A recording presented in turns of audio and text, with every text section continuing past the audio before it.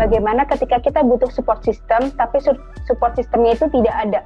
Itu gimana tuh Mbak? Jadi intinya diri kita sendiri justru malah, itu gimana tipsnya? Iya, support system terbesar memang dari diri sendiri sebenarnya gitu ya. Jadi kayak kita pengen cari kebahagiaan ya cari dari dalam diri kita. Jadi kayak banyak orang yang bilang aku nikah tuh pengen bahagia, berarti salah gitu ya. Karena justru menikah itu banyak banget hal-hal yang bikin kita jadinya dapat momen yang kita jadi nggak bahagia, pengen kita nangis-nangis gitu ya. Jadi intinya adalah finding happiness itu within inside kan. Lalu kemudian juga yang paling utama support system pertama dan utama sebenarnya diri sendiri. Ya lalu kemudian kalau nggak ada gimana dicari gitu. Kita ada 270 juta penduduk di Indonesia bukan, ya kan? Dan kita pasti punya circle sendiri nggak sih?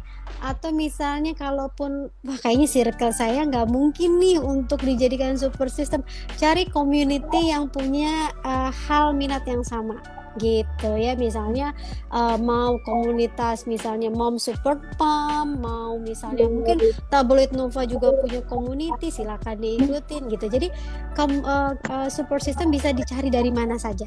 Intinya adalah dukungan gitu ya. Jadi intinya adalah dukungan. Namanya juga sistem pendukung gitu. Maka itu harus dicari, temukan. Kalau sudah ketemu, disayang-sayanglah itu support systemnya gitu. Jadi kurang lebih seperti itu. Berarti kalau kita merasa benar-benar mungkin orang sekitar kita dari mulai suami, orang tua atau mertua nggak ada, kita bisa cari komunitas gitu ya Mbak Irma. Betul. Bener Makanya banget. sekarang banyak komunitas-komunitas itu kan akarnya itu kan adalah dukungan ya.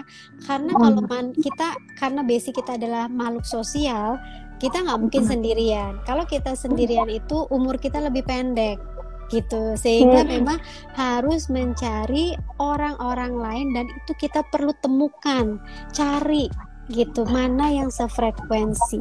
Nah itu yang bisa dilakukan.